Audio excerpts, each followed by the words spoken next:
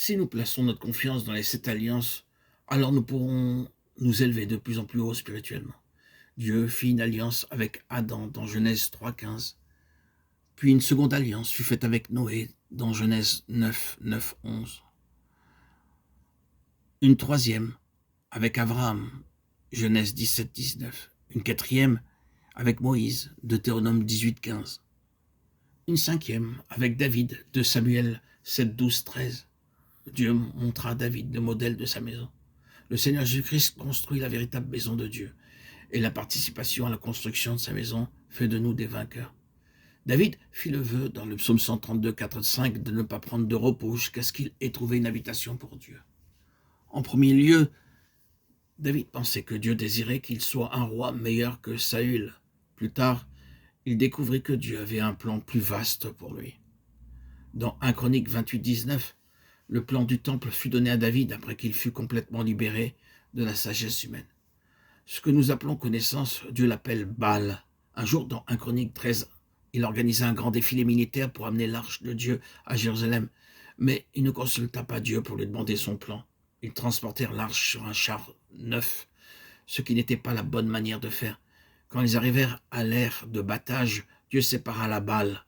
Dans Nombre 7, 9, Dieu avait ordonné que les choses du sanctuaire soient portées sur les épaules des sacrificateurs.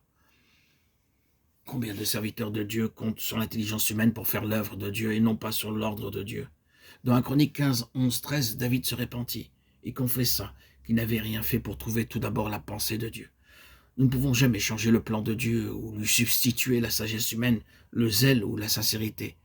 Les prédicateurs d'aujourd'hui veulent voir des foules et des résultats, mais ils ne veulent pas obéir à la parole de Dieu. Ils utilisent des chants mondains et d'autres moyens pour attirer la foule. La seconde fois où David fut amené sur l'aire de battage est mentionnée dans 2 Samuel 24, 1. L'orgueil avait pénétré, envahi le cœur de David, et il comptait sur sa propre force. 2 Samuel 24, 18. Il fut amené sur l'aire de battage qui devint plus tard l'emplacement du temple. 2 Chroniques 3, 1. Comme Dieu l'avait prévu, nous sommes des pierres vivantes dans la véritable maison de Dieu. 1 Pierre 2, 5. Et nous devons prendre notre part dans la construction de la maison de Dieu qui est l'Église universelle et non pas une secte ou une dénomination. En ce qui concerne la 6e alliance avec le Seigneur Jésus-Christ, au psaume 2, 7, 8, les nations et les extrémités de la terre ont été promises au Seigneur Jésus-Christ comme son héritage. Ce fut la 6e alliance avec le Seigneur. Nous devons réclamer sa possession en tant que ses co-ouvriers. 2 Corinthiens 6, 1. Et il a un héritage dans tous les continents. Nous devons réclamer cet héritage. Il est mort pour tous les hommes, mais le diable les garde dans sa coupe et sous sa coupe. Ces âmes doivent être délivrées. Si je suis ici, c'est en son nom. Je dois aller en son nom, réclamer l'héritage du Seigneur Jésus-Christ.